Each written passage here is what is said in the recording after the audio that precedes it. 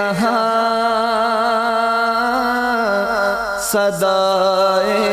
رمضان۔ بسم اللہ الرحمن الرحیم۔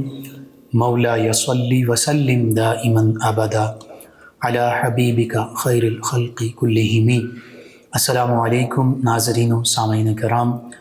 9 نیوز HD کے لائیو اسٹوڈیو سے رمضان المبارک کی اسپیشل ٹرانسمیشن صدائے رمضان کے ساتھ آپ کی خدمت میں حاضر ہے آپ کا میزبان محمد لقمان رضا۔ ناظرین و سامعین، رمضان المبارک کی یہ اسپیشل ٹرانسمیشن صدائے رمضان، جو حقیقت میں رمضان المبارک کی ایک خاص آواز ہے، اسلامی تعلیمات کی روشنی میں یہ آپ تک پہنچائی جا رہی ہے۔ مختلف موضوعات، مختلف عنوانات کے حوالے سے گفتگو ہو رہی ہے، ہمیں رہنمائی مل رہی ہے، ہمارے اسکالرز جو ہیں وہ مختلف موضوعات پر رہنمائی کرتے ہیں۔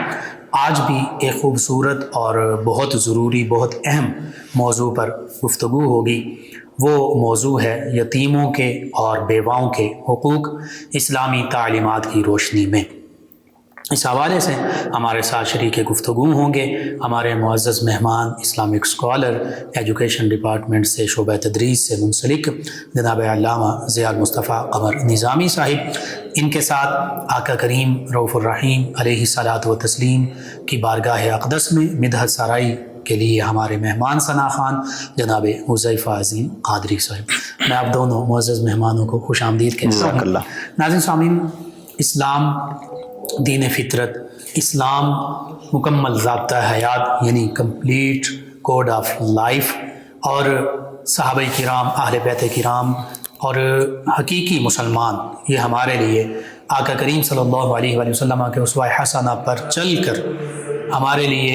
یہ کمپلیٹ رول ماڈل ہے۔ آقا کریم صلی اللہ علیہ وآلہ وسلم کی تو شان وراء الورا، لقد کان لکم فی رسول اللہ اسوۃ حسنہ، آپ کا اسوہ حسنہ ان ہستیوں نے اپنایا، اور ان ہستیوں کا آقا کریم صلی اللہ علیہ وآلہ وسلم کا اسوہ مبارکہ وہ تمام مسلمانوں کو آج بھی اپنانے کی ضرورت ہے۔ ہم دیکھتے ہیں اسلام زندگی کے، انسان کے ہر پہلو کی رہنمائی کرتا ہے۔ پھر انسانیت کے حوالے سے جب ہم دیکھتے ہیں تو مختلف مذاہب آج بھی اور پہلے بھی جو موجود تھے، مختلف کمیونٹیز، مختلف طبقات، مختلف ممالک، مختلف علاقے کے رہنے والے لوگ، وہ بظاہر یہ کہتے ہوئے نظر تو آتے تھے اور آتے ہیں، سو کالڈ سویلائزڈ سوسائٹیز آج بھی یہ کہتی ہیں کہ ہم انسانوں کو ان کے تمام حقوق بہم پہنچاتے ہیں، خواتین کو حقوق دیتے ہیں، انسانوں کے جتنے بھی طبقات ہیں ان کو حقوق دیے جا رہے ہیں، ہیومن رائٹس کا بظاہر بڑا چرچا ہوتا ہے، لیکن حقیقت یہ ہے کہ انسانیت کو اور انسان کے تمام پسے ہوئے کمزور مفلوق الحال طبقات کو اسلام نے ہی تمام حقیقی اعلیٰ عرفہ حقوق عطا فرمائے ہیں، تمام رائٹس ان سے ان کو نوازا ہے۔ یہ اسلام دین کامل ہے۔ انہی میں یتیم اور بیوائیں، یہ دو ایسے طبقات تھے کہ اسلام سے پہلے بڑی ناگفتہ بے حالت میں تھے، اسلام نے ان کو اٹھایا، ان کو حقوق عطا فرمائے۔ اسی حوالے سے آج گفتگو ہوگی یتیموں اور بیواؤں کے حقوق پر۔ جناب علامہ ضیاء المصطفیٰ قمر نظامی صاحب، اسلام ان کو بلا شبہ بہت حقوق عطا فرماتا، اور ایسے حقوق جو کوئی معاشرہ، کوئی مذہب، کوئی کمیونٹی نہیں دے سکتی۔ اسلام سے پہلے یتیموں کی حالت، بیواؤں کی حالت، اس پر بھی کلام کیجیے گا، اور پھر بالخصوص اسلام نے جو یتیموں کو حقوق عطا فرمائے قرآن و سنت میں جن کا ذکر ملتا ہے، سیرت مبارکہ میں جن کا تذکرہ ملتا ہے، اس پر گفتگو کیجیے گا۔ بسم اللہ الرحمن الرحیم۔ اللہم صلی وسلم علی رسولک الکریم وآلہ الطاہرین، رب اغفر وارحم وانت خیر الراحمین۔ سب سے پہلے آپ کا 9 نیوز کی تمام ٹیم کا شکر گزار ہوں۔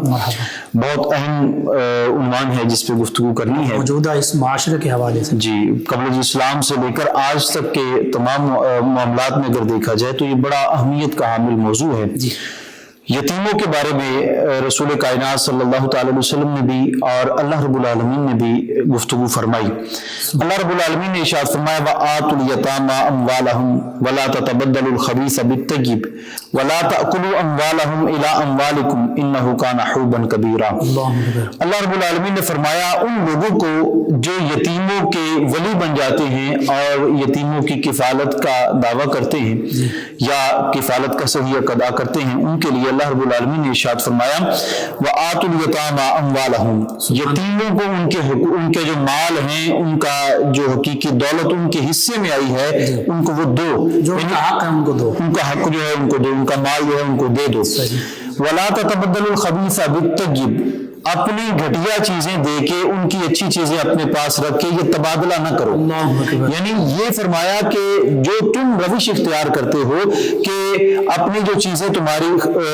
باسی ہوتی ہیں، گھٹیا ہوتی ہیں، کم قیمت ہوتی ہیں، بوسیدہ ہوتی ہیں، وہ ان کے مال میں رکھ کے ان کی اچھی چیزیں اپنے پاس لے لیتے ہو. وہ تو یتیم ہیں، چھوٹے ہیں، ان کو سمجھ نہیں ہے اس بات کی کہ کون سا مال بہتر ہے اور کون سا مال بہتر نہیں ہے، تو تم تبادلہ نہ کرو، تبدیل نہ کرو مال کو. وَلَا تَأْكُلُوا أَمْوَالَهُمْ إِلَىٰ أَمْوَالِكُمْ، اور ان کا مال اپنے مال میں جمع کر کے نہ کھاؤ. یعنی مال جمع کر کے بھی نہ کھاؤ، ویسے بھی نہ کھاؤ. ان کا مال تمہارے پاس امانت ہے اور امانت کے طور پر ہی اس کو اپنے پاس محفوظ رکھو. پھر فرمایا إِنَّهُ كَانَ حُبًّا كَبِيرًا، کہ یہ بے شک بہت برا کام ہے اور بہت بڑی غلط روش ہے جو تم اختیار کرتے ہو. اس آیت مبارکہ کا شان نزول یہ ہے کہ ایک شخص جس کا بھتیجا اس کے زیر کفالت تھا، اس کا والد فوت ہو چکا تھا، اور یتیم اس کو کہتے ہیں کہ جو نابالغ بچہ ہو یا نابالغ بچی ہو، اس کا باپ فوت ہو جائے، اس بچے یا بچی کو یتیم کہا جاتا ہے. اور ایسا ہی ہوا کہ ایک شخص اپنے بھتیجے کی کفالت کر رہا تھا، اس کا بھائی فوت ہو چکا تھا، یعنی بچے کا والد.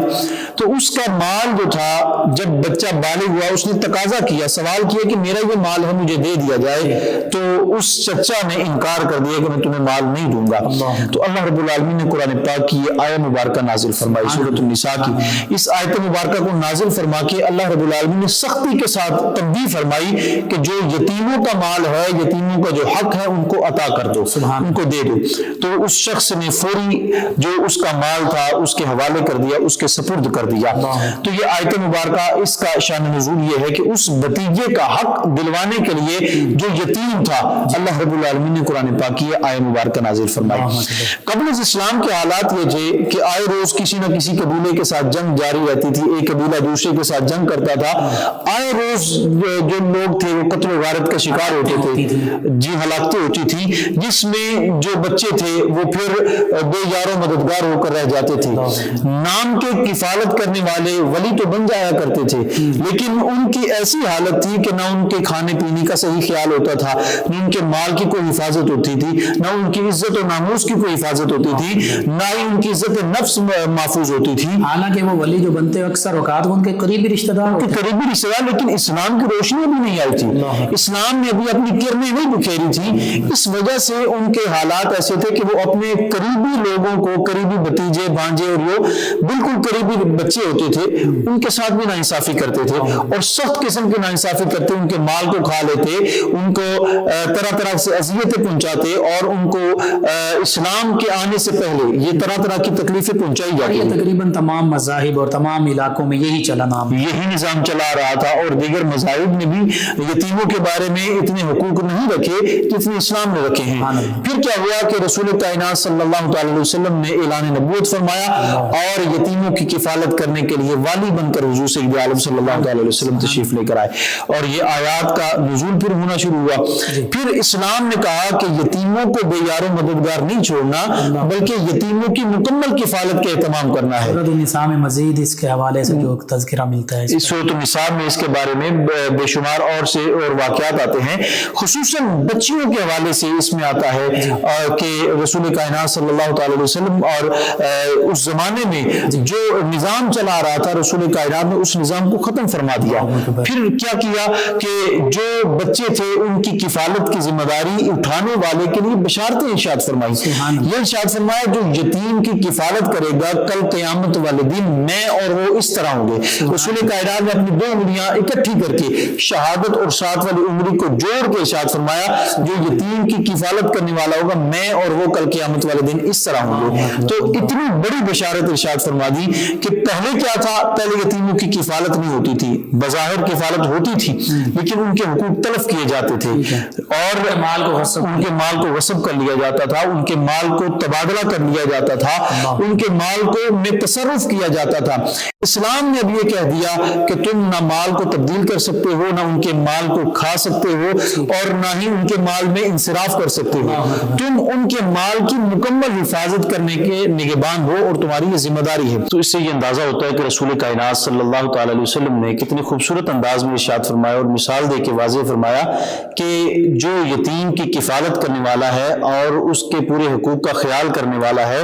اس کی مثال یہ ارشاد فرمایا کہ کل قیامت والے دن میں اور وہ ایک ساتھ ہوں گے۔ تو جس طرح یہ دو انگلیاں قریب ہیں، اسی طرح رسول کائنات صلی اللہ تعالی علیہ وسلم کی قربت کا اس کو شرف حاصل ہوگا۔ اور یتیم کے حقوق کیا ہے؟ سب سے پہلا حق یہ ہے کہ اس کا جو مال ہے اس کی حفاظت کی جائے، اس کا باپ جو چھوڑ کر گیا ہے، اس کی وراثت جو چھوڑ کے گیا ہے،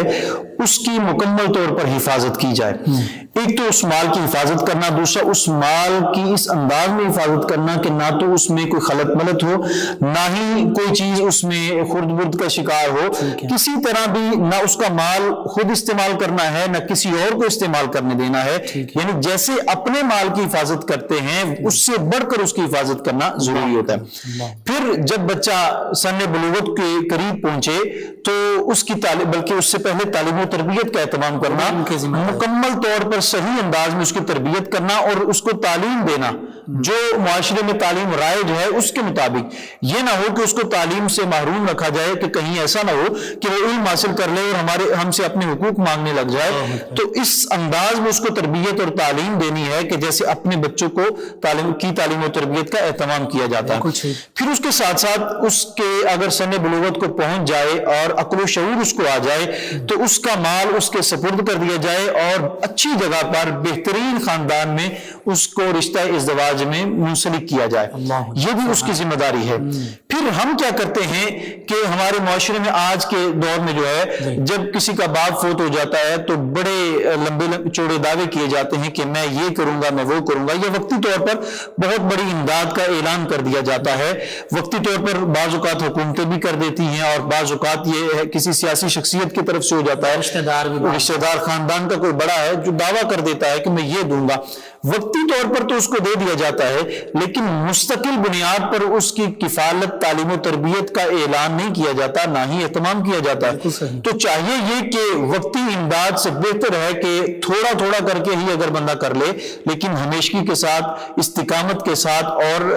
پورے طریقے کے ساتھ اس کا اہتمام کیا جائے۔ جز وقتی نہیں، کل وقتی معاملات اس کے جو ہیں وہ سنبھالنے ہیں۔ جب تک وہ سن بلوغت اور شعور کو نہیں پہنچ جاتا تب تک اس کی مکمل حفاظت اور اس کے مال کی حفاظت کا اہتمام کیا جائے، اس کی تربیت اور تعلیم کا اہتمام کیا جائے، یہاں تک کہ بلوغت کے بعد بھی آپ اگر سمجھے قرآن پاک کی آیت مبارکہ ہے کہ ان کے مال ان کے حوالے کرو، ان کو پرکھتے رہو، ان کو جانچتے رہو کہ جب وہ شعور کو پہنچ جائے اور اس قابل ہو جائے کہ اپنے مال کو اپنی حفاظت میں لے سکتے ہیں تو پھر اب گواہوں کی موجودگی میں ان کا مال ان کے سپرد کر دیا جائے۔ یہاں پہ مفسرین کرام فرماتے ہیں کہ چاہیے یہ کہ یہ انداز ہو کہ جب مال ان کا جو ہے، جو ان کی وراثت میں تعین ہو چکی ہے کہ یہ اس بچے کا حق ہے، یہ فلاں کا حق ہے،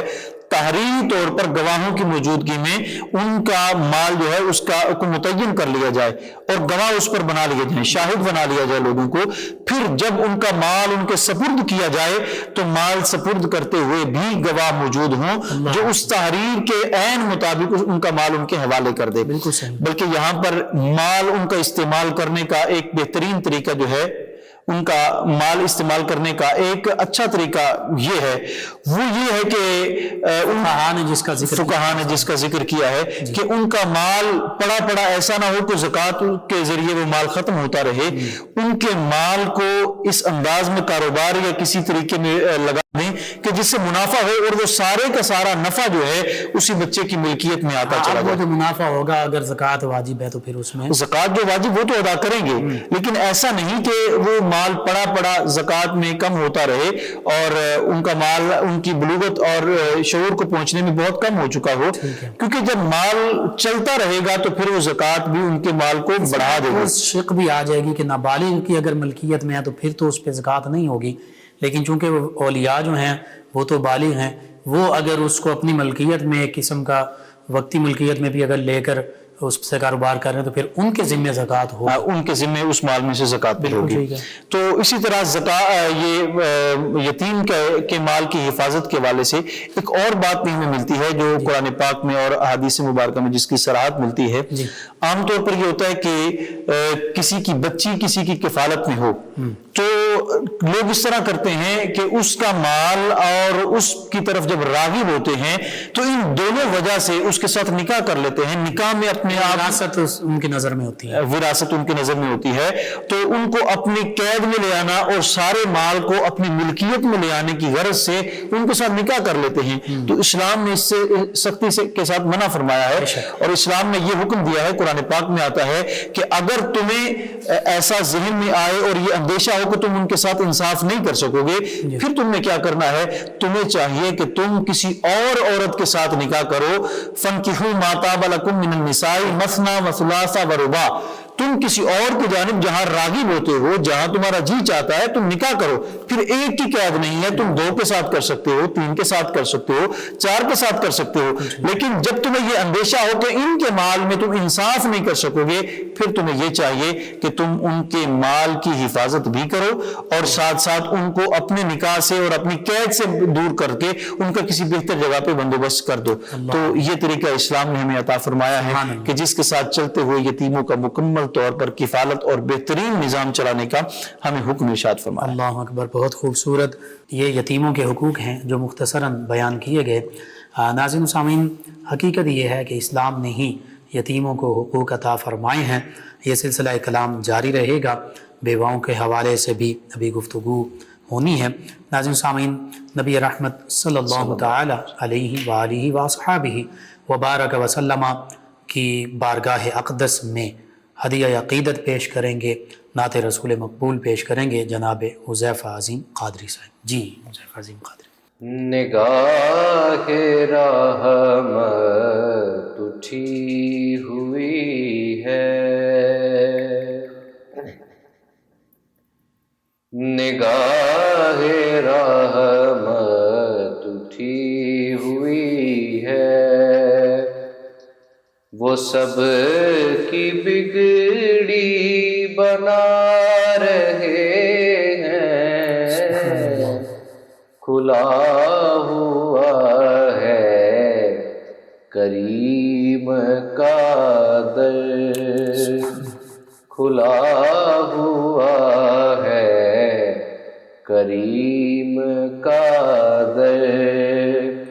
بھرے خزانے لٹا رہے ہیں، نگاہ رحمت اٹھی ہوئی ہے۔ سبحان اللہ۔ نہ ان کے جیسا کریم دیکھا، نہ ایسا یتیم دیکھا، نہ ان کے جیسا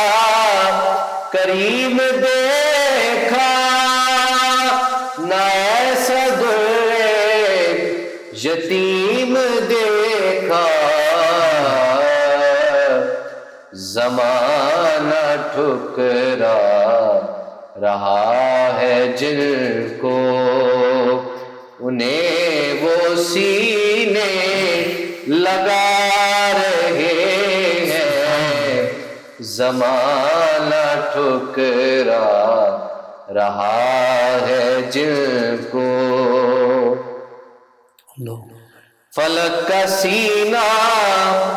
دمک رہا ہے،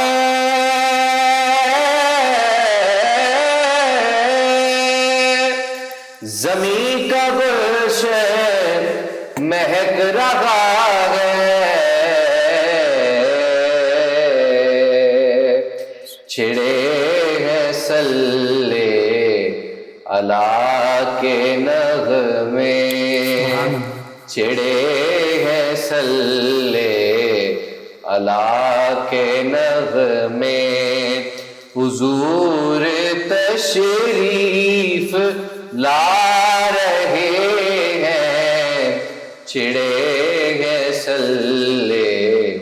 अला के नग़मे बरोज़े महशर बवक्त पुरसिश मुझे जो देखा फरिश्ते बोले बरोज़े महशर बवक्त पुरसिश मुझे जो देखा फरिश्ते बोले इधर परेशान क्यों खड़े हो तुम्हें तो आका बुला रहे हैं इधर परेशान क्यों खड़े हो नबी की तौसीफ अल्लाह अल्लाह के दाद जिब्रील दे रहे हैं नबी की तौसीफ अल्लाह अल्लाह के दाद जिब्रील दे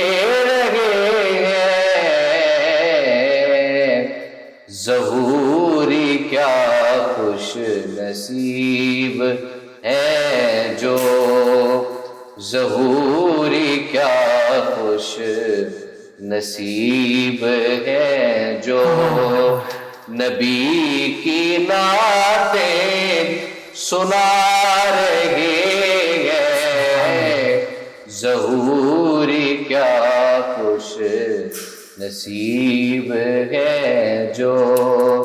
नबी की नातें सुना रहे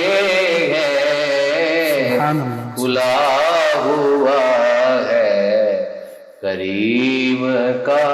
दर भरे खजाने लुटा रहे हैं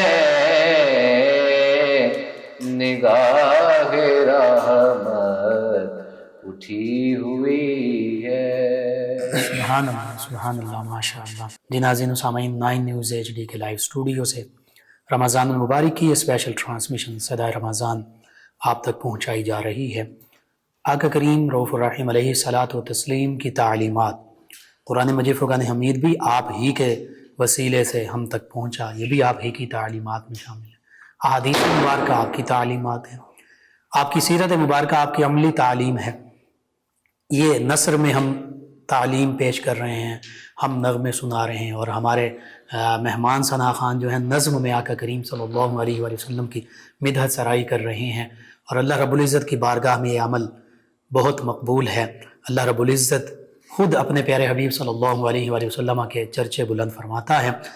और अल्लाह के हबीब सल्लल्लाहु अलैहि वसल्लम ने ही इंसानियत को और इंसानियत के इन तबक़ात को ये अजीम हुकूक अता फरमाए हैं। गुफ्तगू जैसे हो रही थी इस्लाम से पहले, ये हकीकत है, कोई मुबालिगा नहीं है कि इन तबक़ात को बच्चियों को ज़िंदा दरगोर कर दिया जाता था, उन्हें जीने का हक़ हासिल नहीं था और अगर जीती और वो किसी की बीवी बनती और फिर बेवा हो जाती तो फिर उन्हें इंसानों से बदतर उनके साथ सलूक किया जाता। फिर बच्चे जिनके वालिदैन फौत हो जाते वो यतीम बनते, उनके साथ ऐसा ही सलूक इंसानियत सोच सलूक जो है वो रवा रखा जाता था। हर किस्म का जुल्म, ज़्यादती, नाइंसाफ़ी ये आम चलन था। लेकिन इस्लाम के उजाले आए, आका करीम सल्लल्लाहु अलैहि वसल्लम तशरीफ़ लाए, नूर ही नूर, रोशनी ही रोशनी फैली। वो रोशनी क़ुलूब के लिए भी थी, वो अज़हान के लिए भी थी, वो रूह के लिए भी थी, वो जिस्मों के लिए भी थी, वो रोशनी कायनात के लिए थी। उसी रोशनी से फिर यतीमों को हुकूक मिले, बेवाओं को हुकूक मिले। इसी पर मज़ीद कलाम करते हैं जनाब अल्लामा ज़ियाउल मुस्तफ़ा क़मर निज़ामी साहिब। बेवाओं को भी तो इस्लाम ने हुकूक अता फ़रमाए, अल्लाह के हबीब सल्लल्लाहु अलैहि वसल्लम ने हुकूक अता फ़रमाए। बेवाओं की हालत क्या थी और फिर इस्लाम ने उनको हुकूक क्या अता फ़रमाए, चाहे वो कोई भी मज़हब था, यहूदी थे, ईसाई थे, हिंदू मत में आज भी जो मामला है इस हवाले से कि इस्लाम ने ख़ास तौर पर बीवाओं को जो मकाम व मर्तबा अता फ़रमा दिया, जो उन्हें मज़ीद आगे निकाह करने की आज़ादी भी दे दी जो किसी मज़हब में नहीं थी, इस पर कलाम कीजिएगा। جی یہ بڑا حساس عنوان ہے کہ آج بھی اگر دیکھا جائے تو کچھ رسومات پرانی چلی آ رہی ہیں جس کی وجہ سے بیوائیں جو ہیں وہ پسی ہوئی نظر آتی ہیں، لیکن اسلام سے قبل کے حالات اگر ہم دیکھیں تو ناگفتہ بے حالات تھے، وہ ایسے حالات کہ جن میں بیوہ عورت کا جینا تو کیا وہ سانس لینا بھی اس کے لیے دشوار تھا۔ رسول کائنات صلی اللہ تعالی علیہ وسلم کی آمد سے قبل یہ ایک ایسا طبقہ تھا جس طبقے کی کوئی حیثیت ہی نہیں تھی، جس کا کوئی وجود کا شعور ہی نہیں تھا کہ یہ بھی کوئی چیز ہے، یہ بھی انسان ہے، یعنی ان کو انسانیت کے درجے سے بھی لوگ گرا دیتے تھے، یہاں تک کہ بیوہ خاتون جو تھی اس کو اپنے شوہر کے ساتھ دفنا بھی دیا جاتا تھا، جلا بھی دیا جاتا تھا، کہا جاتا ہے معاشرے میں۔ جی یہ بالکل یہ رسم موجود تھی۔ اگر یہودیت کی طرف دیکھیں یا عیسائیت کی طرف دیکھیں، یہود و نصارہ میں یہ تھا کہ جب کسی کا شوہر فوت ہو جاتا تو جبراً اس کے اوپر یہ نافذ کر دیا جاتا، حکم نافذ کیا جاتا تھا کہ وہ اس کے بھائی کے ساتھ نکاح کرے، اس کے ساتھ زندگی گزارے، تو یہ ایک جبری طور پر تھا۔ بعض تو یہ بھی ملتا ہے یونانی اور رومی ادوار میں کہ بیٹے کا ساتھ ہی بیعہ دیا جاتا تھا، بالکل یہ ساری ایسا معاملہ ہوتا تھا، یہ ساری چیزیں موجود ہیں جب اسلام موجود نہیں تھا۔ تو اس وقت کیا ہوتا تھا، یہی معاملات چلتے تھے، جبری طور پر ان پر یہ حکم نافذ کیا جاتا تھا اور وہ یہ کرنے پر مجبور ہوتی تھی،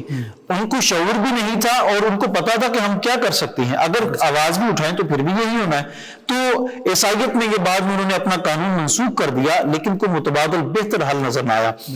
اگر ہندو مت کی طرف دیکھا جائے، ہندوؤں کے اندر عجیب و غریب رسومات تھی۔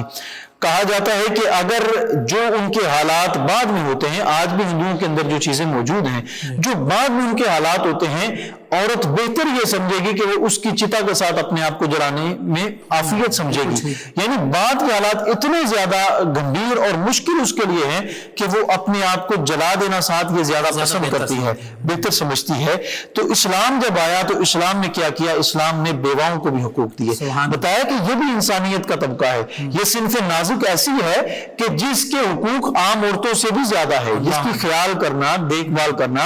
اور جو دیکھ بھال کرتا ہے اس کے لیے بھی فضائل ارشاد فرمایا، یعنی جو ان کا خیال کرتا ہے ان کے بارے میں ارشاد فرمایا کہ جو یتیموں اور بیواؤں کی کفالت کرتا ہے اور ان کی دیکھ بھال کرتا ہے وہ جہاد کرنے والے غازیوں سے بھی بہتر ہے۔ پھر فرمایا کہ روزہ رکھنے والے،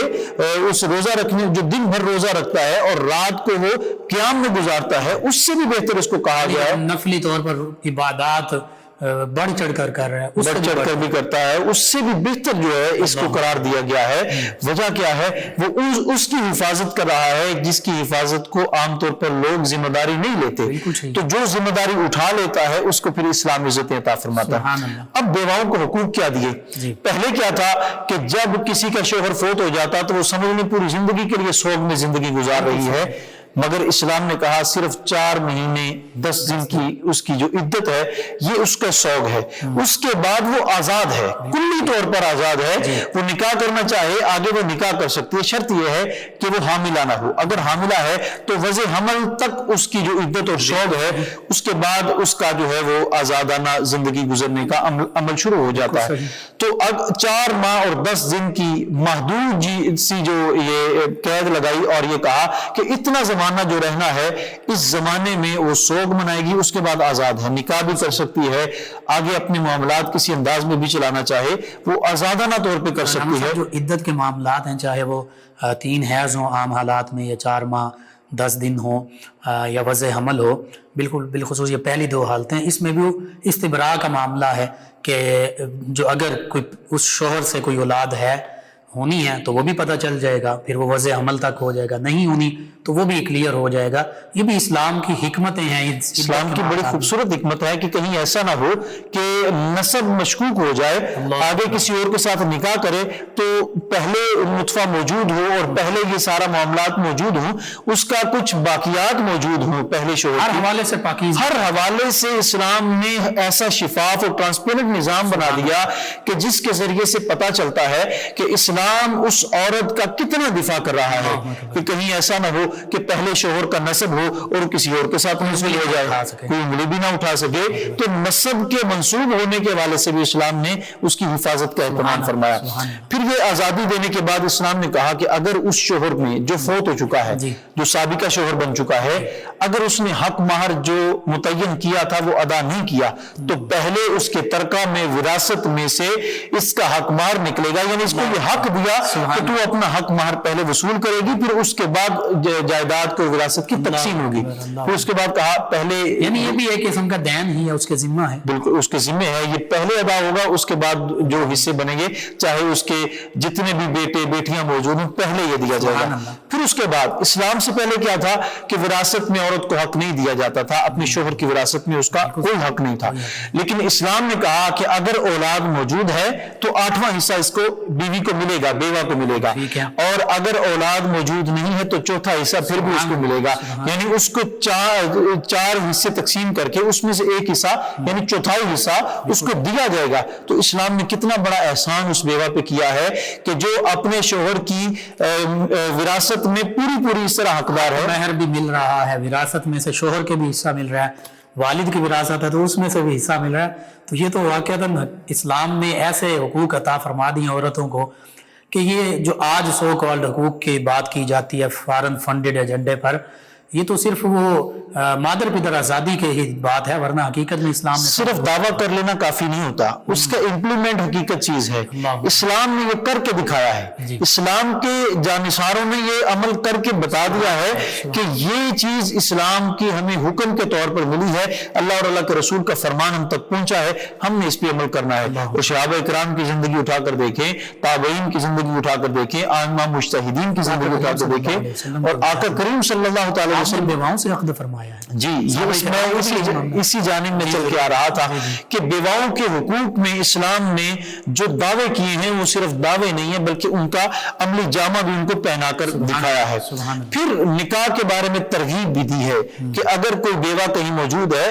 عام معاشرے میں آج بھی ہندوانہ رسم جس طرح چلی آ رہی ہے اس کے مطابق بیوہ کے ساتھ نکاح کرنا عیب سمجھا جاتا ہے. ماں باپ کہتے ہیں ہم اپنے جوان بیٹے کا نکاح بیوہ کے ساتھ کر دیں، یہ کیسی بات ہے؟ بھلا ان کو سوچنا چاہیے کہ تمہارا بیٹا اتنا عظیم نہیں ہے. کائنات کے سب سے عظیم شہزادے حضرت سیدنا محمد مصطفیٰ صلی اللہ تعالی علیہ وسلم نے اپنی بھری جوانی میں نکاح کیا ہے. پہلا نکاح جو کیا ہے حضرت سیدہ خدیجہ الکبریٰ رضی اللہ تعالیٰ عنہ جو 2 مرتبہ بیوہ ہو چکی ہیں ان کے ساتھ نکاح کیا ہے. رسول کائنات کی عمر مبارک 25 برس ہے، ان کی عمر مبارک بھی زیادہ ہے، 40 برس ہے. جس کو آج ہم عیب بناتے ہیں، حضرت خدیجہ الکبریٰ تو وہ عظیم خاتون ہیں، اللہ کا سلام جن کو آتا ہے، جبریل امین سلام پیش کرنا اپنے لیے سعادت سمجھتے ہیں. تو اس خاتون کا مقام و مرتبہ کتنا ہے. اگر بیوہ کی کوئی وقت نہ ہوتی، بیوہ کا مقام نہ ہوتا تو اللہ رب العالمین اپنے محبوب کے لیے ان کا انتخاب کرتا. پھر آگے چل کر دیکھیے حضور نے بقیہ ازواج کے ساتھ جو نکاح کیا ہے، سوائے سیدہ عائشہ صدیقہ رضی اللہ تعالیٰ عنہ کے جتنے بھی ازواج ہیں یا مطلقات ہیں یا بیوہ ہیں،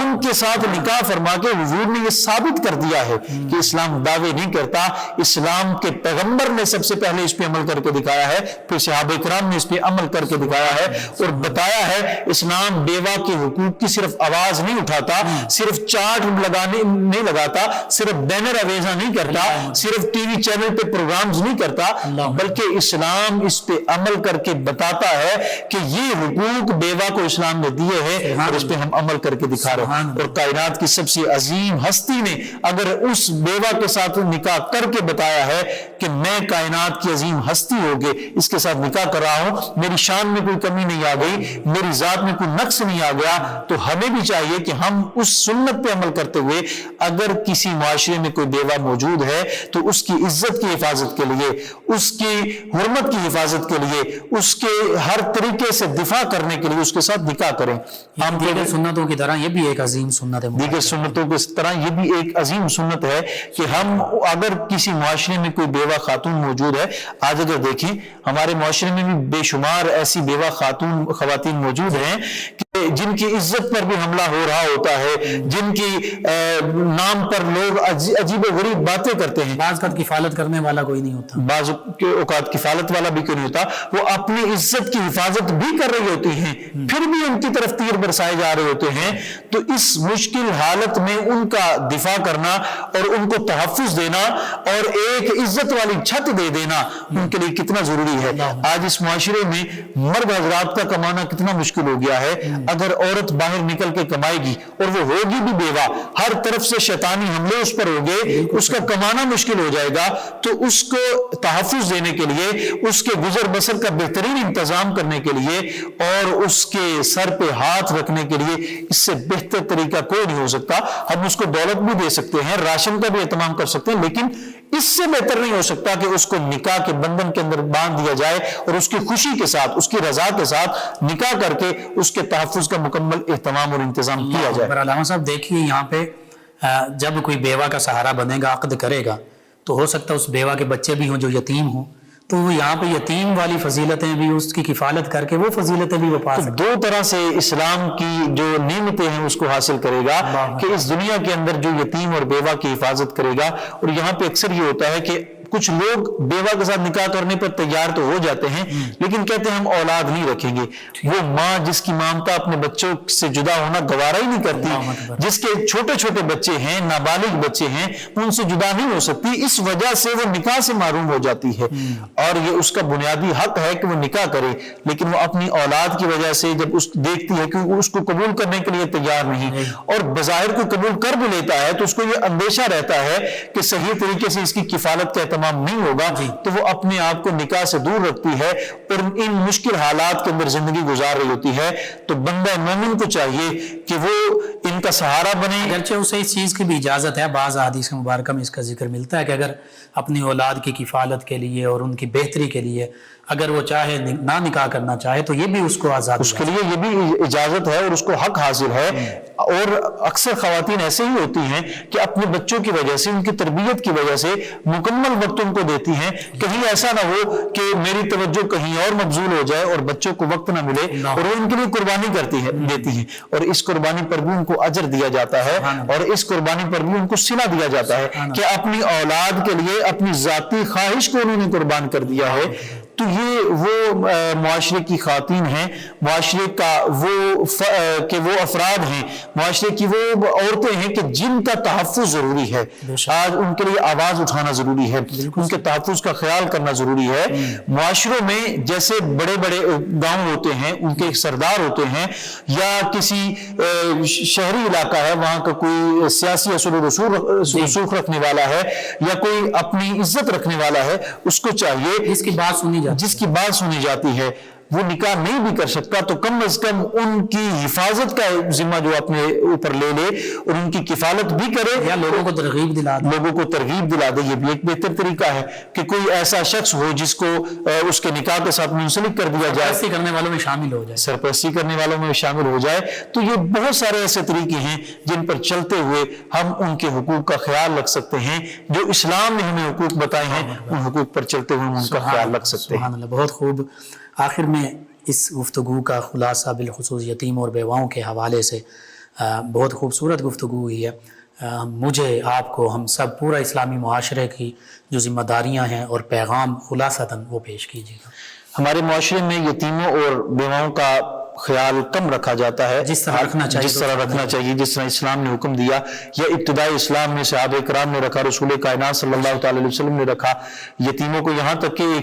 ایک بچے کا والد غزوہ احد میں شہید ہو گیا، وہ رونے لگا تو حضور سید عالم صلی اللہ تعالی علیہ وسلم نے اس کو سینے کے ساتھ لگا کے فرمایا کہ کیا تم یہ پسند نہیں کرتے کہ تمہارا باپ میں بن جاؤں، تمہاری والدہ عائشہ صدیقہ بن جائیں. تو اس انداز میں کسی کا خیال رکھنا، کسی کے سر پہ ہاتھ رکھ دینا، یتیم کا خیال کرنا، بیوہ کا خیال کرنا ہمارے معاشرے کی یہ اشد ضرورت ہے. آج ایسی بیوہ خواتین جو ہیں جو اپنے راشن لینے کے لیے مشکل کا شکار ہیں، جو اپنے گزر بسر کے لیے مشکل کا شکار ہیں، یتیم بچے جو ہیں ان کے مال کی حفاظت نہیں ہو رہی. ہمیں چاہیے کہ یتیموں اور بیواؤں کا مکمل طور پر خیال رکھیں. جس کا ہاتھ پڑتا ہو، جس کی استطاعت ہو، جس کے پاس اتنی وسعت ہو کہ وہ اپنی مالی طور پر اگر مدد کر سکتا ہے تو وہ مالی طور پر مدد کرے. اگر کوئی اثر و رسوخ والا شخص ہے تو ان کے سر پہ ہاتھ رکھ کے ان کی سرپرستی کرے, ان کی عزت کی حفاظت کرے اور ان کی عزت و ناموس کی حفاظت کرے. اگر یتیم ہے تو اس کی کفالت کے ساتھ ساتھ اس کی تعلیم و تربیت کا بھی اہتمام کرے. تو ہمارے معاشرے میں کچھ ایسی چیریٹیز اور کچھ ایسے موجود ہیں, ادارے موجود ہیں, لیکن ہر بندے کو اپنی کوشش کے ساتھ اپنے قریب کے لوگ جو ہیں ان کا خیال رکھنا چاہیے, اور ان کے پہلے قریب کے رشتہ دار, پھر قریب کے پڑوسی, اور پھر اس کے بعد اور معاشرے کے جتنے بھی لوگ ہیں ان تمام کو چاہیے کہ ان کا مکمل طور پر خیال رکھیں. اللہ اکبر. بہت خوب. ناظرین سامعین, یتیموں اور بیواؤں کو مکمل حقوق دینا یہی آج کے اسلامی معاشرے کی ذمہ داری ہے. ہمارے ساتھ موجود ہیں ہمارے مہمان ثنا خان جناب حذیفہ عظیم قادری صاحب. نبی محتشم صلی اللہ تعالی علیہ وآلہ وصحبہ وبارک وسلم کی بارگاہ مقدسہ میں خوبصورت کلام پیش کریں گے جناب حذیفہ عظیم قادری صاحب. میں کہ بے وقتو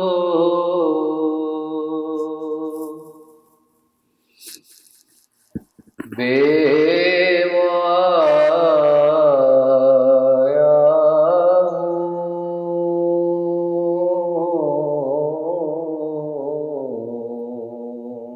بے شک. میں کہ بے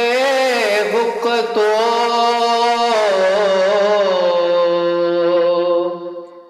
بے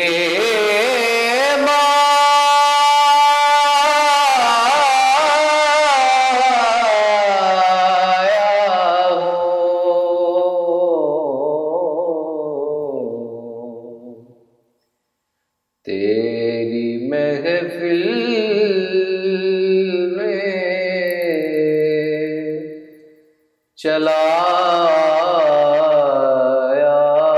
ہوں. سبحان اللہ, سبحان اللہ. تیری محفل میں چلا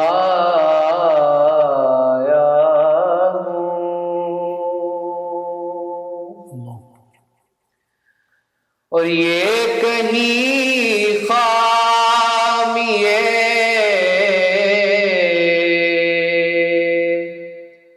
ایمان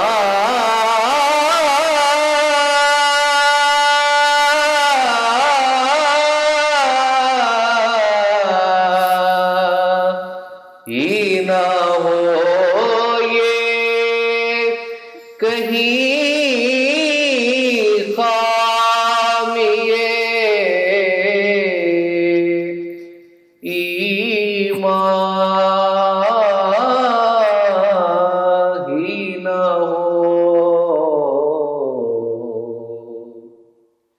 میں مدینے سے پلٹ آیا ہوں. اللہ اکبر. میں مدینے سے پلٹ آیا ہوں,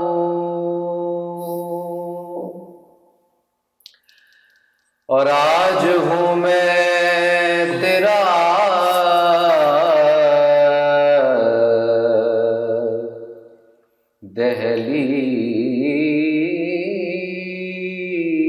دہلیز نشین. آج ہوں میں تیرا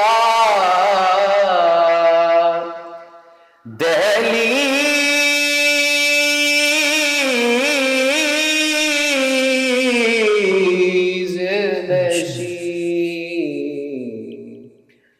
آج میں عرش کا ہم پایا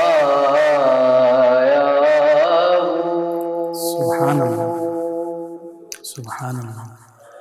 اور تیرا پیکر ہے کہ ایک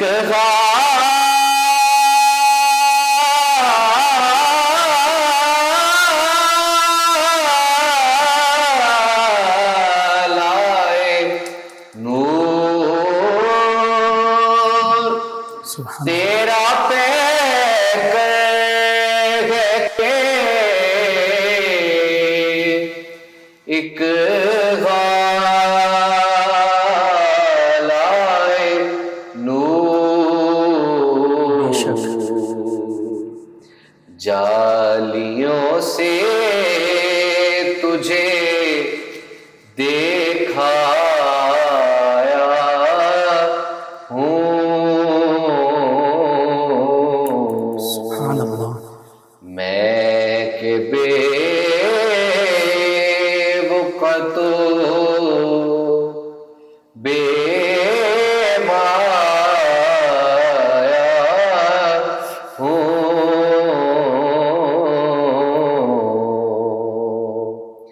تیری محفل میں چلا